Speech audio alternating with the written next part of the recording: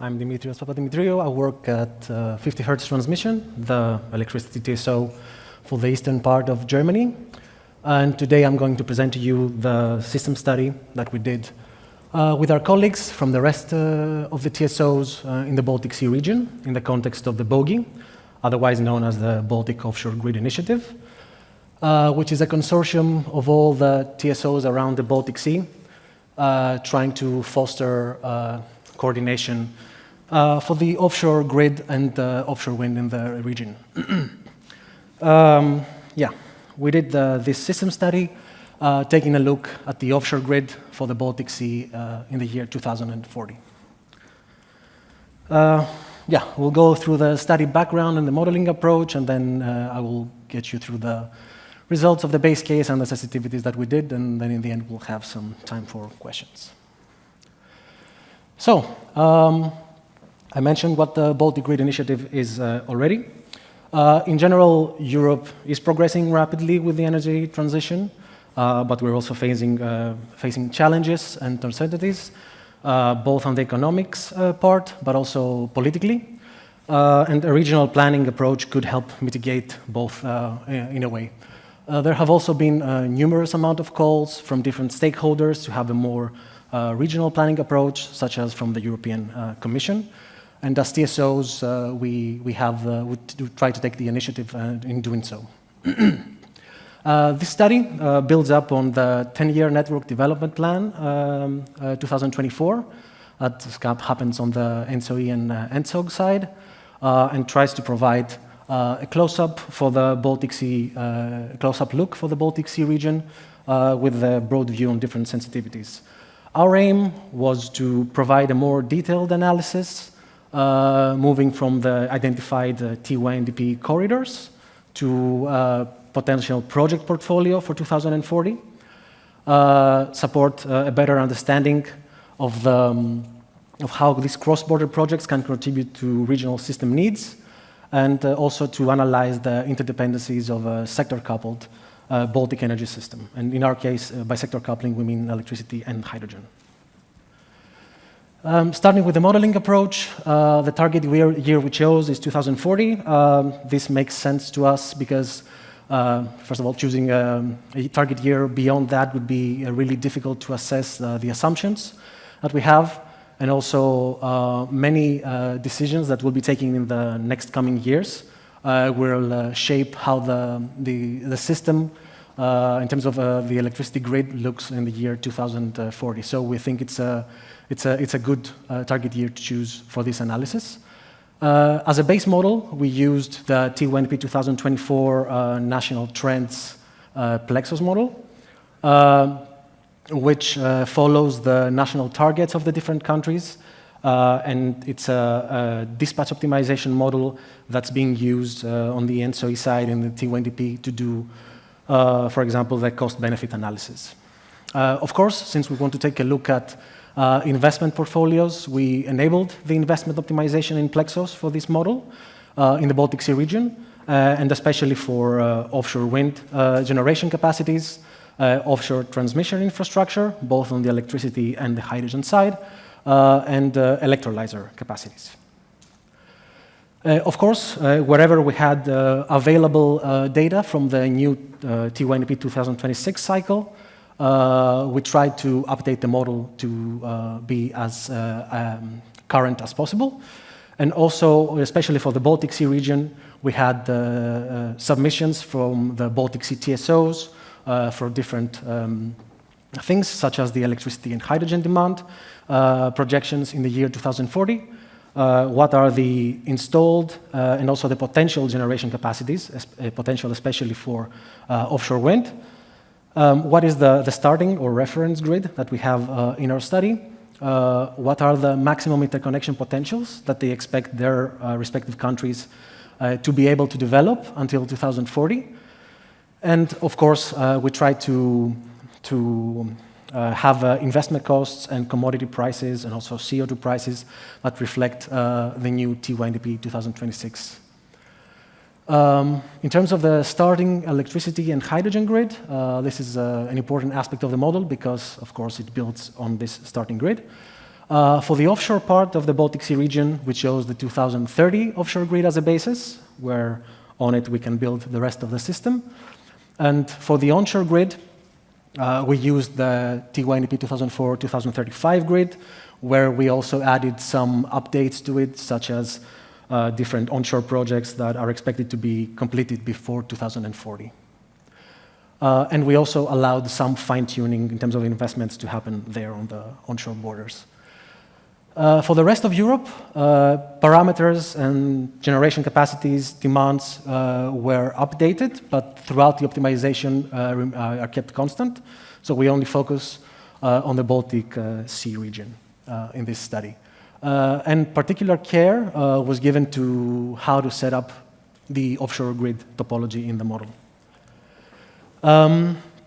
Going to the offshore topology now, the Baltic Sea TSOs, also in the context of the TYNDP and the Pan-European Energy Market Modeling Database, provide their projected available offshore wind capacities and areas that could be exploited up until 2040, and classify them as radial only or hub ready. Radial only, meaning that these wind capacities are expected to connect only to their home markets, and hub-ready meaning that they could be a part of a hybrid interconnector or an offshore hub.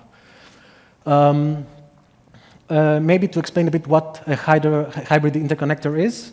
A hybrid interconnector is a line that connects two countries, but also serves a dual purpose. It's not only there to facilitate flows between these countries in terms of electricity, but also there to integrate renewables and usually, especially, offshore wind.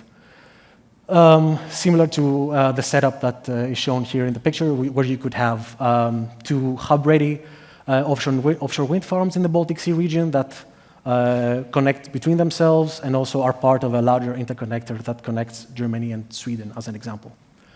We talked with technical experts in our TSOs, and in general, their overwhelming opinion was that until 2040, this kind of setup is feasible, but they do not expect to see any further meshing happening on the offshore hubs. So they do not expect to see a hybrid interconnector or an offshore hub with many more interconnections coming through there. So also in our model, further offshore network meshing is not allowed, except on hubs that are projected to be built on physical islands, such as Bornholm and Saaremaa Islands in Estonia, where offshore meshing of this network meshing is allowed because it does not require to build an additional platform or to have additional infrastructure built. Then how this offshore topology is being set up in PLEXOS. As we said, the TSOs provide these areas that could host offshore wind. And then for each of these areas, we create separate nodes for these potential offshore hubs. And each of these nodes can always connect to the home market of the country and to only one other country. So in this setup, we don't allow this further meshing to occur and to have flows on these offshore hubs going to different countries, except the two participating in this hybrid interconnector. Then the offshore wind capacity limit for the optimization is applied across the whole area. And if the optimizer chooses to build different nodes, then the sum of these build-outs should be less than the total wind capacity limit. Of course, we also added point-to-point interconnection investment candidates for all the different possible combinations of countries in our model. But this setup also allows for the optimization to yield cross-border radial offshore wind farms and hybrid interconnections for the countries that did provide hub-ready offshore wind farms in the model. And to keep things a bit more realistic, because in general in this study we try a bit to balance the optimization part with the political reality in the region and the political targets of the different countries. We limited the point-to-point interconnection capacity between two countries to 2 gigawatts to avoid highly unrealistic build-outs that we've seen in some other models. Then, since our model is linear, this almost always leads to a problem, which is that we have many small partial build-outs of these offshore interconnections, which is, of course, not really realistic to see an interconnection spanning hundreds of kilometers with only 50 or 100 megawatts of capacity. One solution to this problem could be to switch to a mixed integer problem formulation, to have discrete decisions if an interconnection is to be built or not. But this is usually computationally intensive, and it's not always sure that the problem is even tractable. So our strategy in this case was to implement a type of iterative rounded relaxation methodology, similarly to what also PLEXOS has in there by default for the dispatch of different generation capacities. And our methodology generally involves having multiple iterations of this model runs, where we progressively remove really small build-outs from our results. And if we have an interconnection that is almost fully built, we force this build-out in the end to happen. And for all the other projects that remain somewhere in the middle that cannot be cleared using these thresholds on both ends, we try to inform the model of the higher costs that these medium-sized projects have. Because, of course, since it's a linear model, it is also the costs linearly. But, of course, a 1 gigawatt interconnection does not have half the cost of a 2 gigawatt interconnection because of economies of scale, etc. So in these iterations, for the projects that are somewhere in the middle in terms of capacity that's being built, this is just an example here, we apply a cost factor on top of the original input data. This whole process is handled automatically, utilizing the PLEXOS API, which is really handy in this case. And we use it to, first of all, the whole model is built using the PLEXOS API, originally also on the TSOE side. But then we use the PLEXOS API to start model runs, either locally on our machine, or you can also use PLEXOS Connect to send it to a remote server. Then, using these scripts, we retrieve the results when the run is done. We check what the results are, and then we accordingly modify the input data files before the start of the next model iteration, in order to end up with a project portfolio that's more robust and more realistic than just having really unrealistically small interconnection build-outs in the model. Then going to the results for the base case. In terms of the electricity infrastructure, we see that the optimizer chooses to build several interconnections across the Baltic Sea, totaling around 30 gigawatts of capacity, mostly stemming from the direction of north to south, and most of them being point-to-point interconnections and not hybrid. Although we also see some hybrid interconnections occurring mostly with a hub in the Baltics between Lithuania, Latvia, and Germany, and Bornholm Energy Island. And also, some existing TYNDP projects that are currently in the pipeline at different stages of maturity also emerge as investments in the model. As an example, Bornholm Energy Island that appears in our results with an additional leg towards Sweden, and also Estlink 3 between Finland and Estonia as an example. Then, going to the offshore wind build-out, a total of additional 51 gigawatts of offshore wind investments are identified for the Baltic Sea region between 2030 and 2040, a majority of which is radially connected, because also in the first place, most of the TSOs do not foresee and did not provide hub-ready capacities, with some exceptions, of course.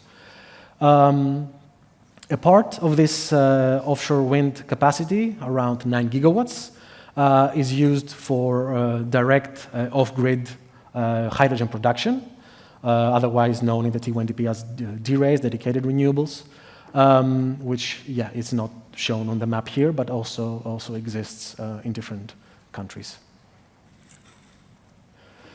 In terms of electricity flows, in general, the Baltic Sea region is, for the model in 2040, a net exporter to the rest of Europe.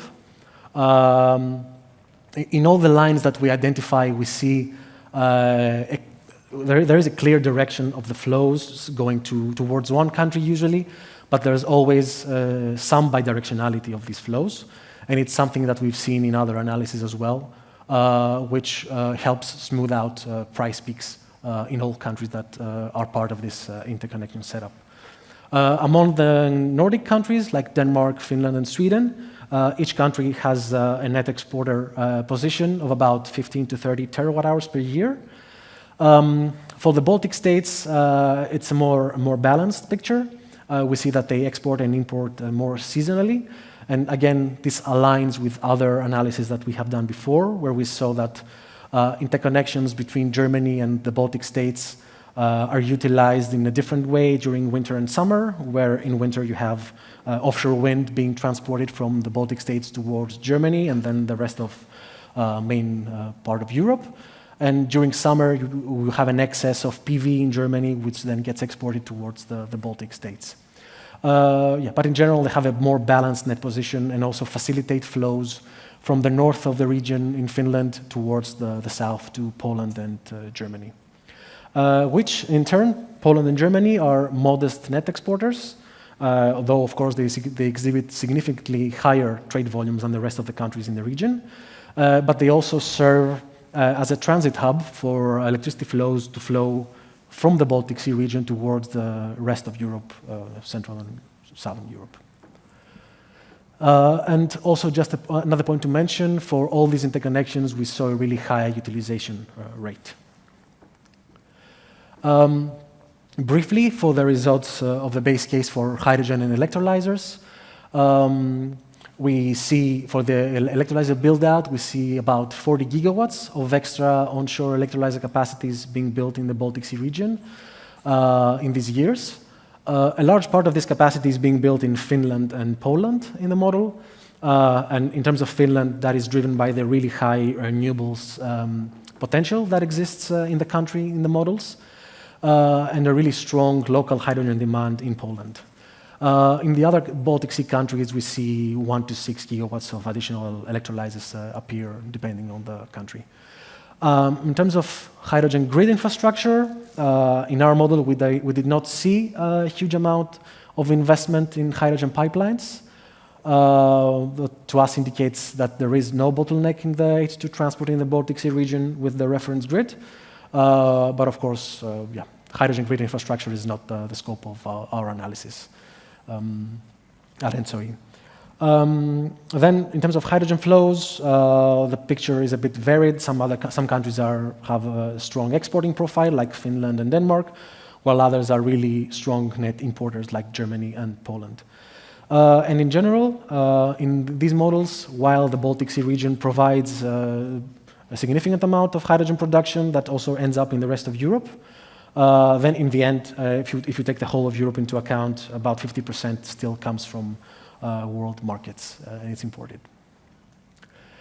Then, of course, this is just one way that the future could look like, and framework conditions can change, and thus they will impact the economic and political viability of these different projects. So on top of the base analysis, we did some sensitivities, particularly pertaining to the energy demand, both on the electricity and hydrogen side, but also in terms of having a higher availability of onshore renewables that could replace the offshore wind that we see being invested in, and also another important topic in general, seeing higher investment costs for this infrastructure and these assets. Across all sensitivities, when looking at the resulting electricity grid, we see that it remains pretty much robust. So all the different projects that emerge from the analysis pretty much remain through most of the sensitivities, or at least are maybe consolidated into larger projects, or we have some interconnections that are really span a long distance that are being removed from the model, but being replaced by other ones. But in general, most of the interconnections remain stable throughout all the sensitivities that we did. And this, for us, confirms the general robustness of this project portfolio. Yeah, but of course, this is something that relies also on the assumptions that for these sensitivities. Looking at the rest of the energy system for the different sensitivity results, looking first at the electricity demand, we see a strong decrease if we decrease the electricity demand by 10% and as well by 5% install renewable capacities across Europe. We see a strong decrease of offshore wind expansion because we need to supply less electricity in the end. And the same goes for electrolyzers because we have less excess electricity to provide. The Baltic Sea decreases its trade volumes with the rest of Europe, and the prices also drop. Looking at the hydrogen demand, we see a similar picture again. And here it's really interesting to see where this significantly less build-up what we have in terms of offshore wind, where exactly it happens. So which are the first offshore wind capacities that drop out of the results when we do the sensitivities. And for example, we saw that in Finland we had the most sensitive offshore wind build-outs, which were quickly removed from the results as soon as you change a bit the framework, because it's mostly used for exports, and when you have lower demand, these exports, of course, are not needed anymore. Yeah, when we have more abundance of onshore renewables, we see that these onshore renewables replace some parts of the offshore wind, mainly in Sweden, Finland, and Denmark. But there's still a significant need for these offshore wind capacities to be built, since they have also higher full load hours. And in terms of investment costs, we see we increased the investment costs for all assets across all Europe, so both the infrastructure for transmission, but also the wind assets and electrolyzers themselves. And we saw again a significant reduction in the build-out, but only a really slight decrease in the electricity exports, as we still need to meet the electricity demands in the rest of Europe. What we also wanted to take a look at is to assess what further benefits this identified interconnection projects bring to the table. So to do that, we compared the results of the base case to a scenario where the same system is being optimized again in terms of assets, but we don't allow any further interconnections to be built between 2030 and 2040. So thus reflecting a more nationally focused strategy to grid planning in the region, where each country builds the capacities that they need, but they do not increase their interconnection potentials with their neighbors. And all other investments were allowed in a similar way as in the base case. And compared to this case, we saw that these interconnections being there show that peak prices around the region are reduced significantly by a few hundreds of hours per year.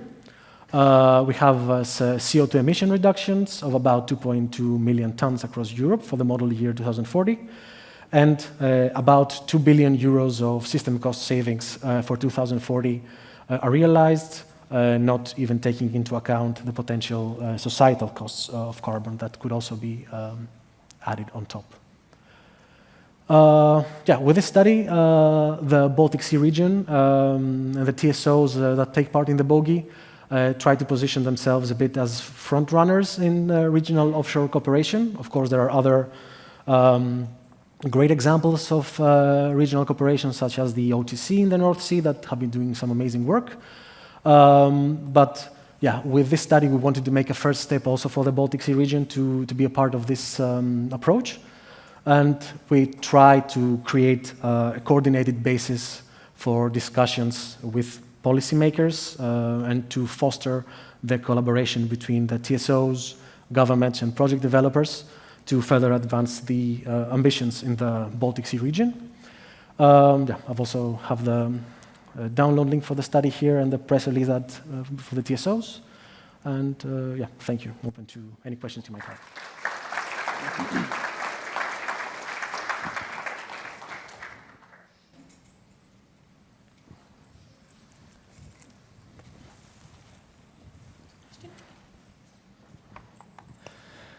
Hi, Daniel Cardona from Opgem. So this is kind of two questions. First is what market arrangements did you assume for your study? OPZ or home market arrangements? Sorry, I can't hear you really well, sorry. Sorry, what type of market arrangements, trading arrangements did you use in your study? Is it an offshore bidding zone or is it home market pricing? And the second one is, what are your views? Because usually we think that, I mean, it's said that with the hybrid interconnectors, there are more efficiencies than with radial offshore. But your study results show more point-to-point interconnection. So do you have any views as to why this happens? Yes. If it is, you know, because one would assume that the efficiency would give more more hybrids than point-to-point interconnectors. So yeah, the zonal model, first of all, has the onshore bidding zones that exist in general NSOE models. And for the different offshore hubs, we have a separate zone for each one, the potential. And then to your question about the results in terms of point-to-point interconnections and comparing them to the hybrid interconnections, yeah, that's generally the case, that we see they're more efficient. The issue here was that most TSOs did not provide hub-ready offshore wind capacities in the first place. So they mostly project that the wind they see that could be available until 2040 will be by default radially connected.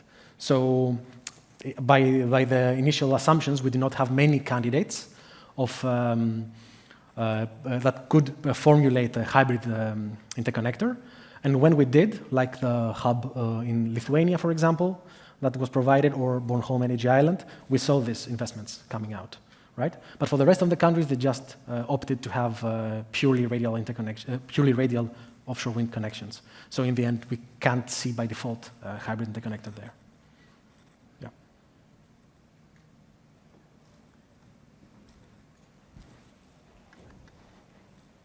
Probably got time for just this last question. Hi, I'm Jonas from Litgrid.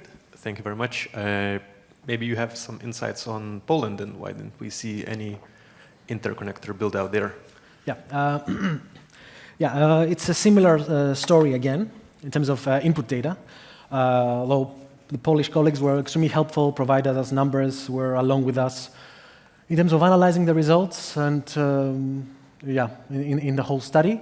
Of course, they have some political constraints on their side, in their country, that in the end, they did not allow a significant number of interconnection capacities to happen in the model. So that's why we also see that Poland seems to not take part in these interconnection capacities. Yeah, that's because we try to balance here the political reality a bit with the optimization. That's something that will happen in the end. But we're also running further internal analysis with having some of these constraints removed to also see a more clear picture of what an optimal system would look like in the end. Lovely, thank you so much.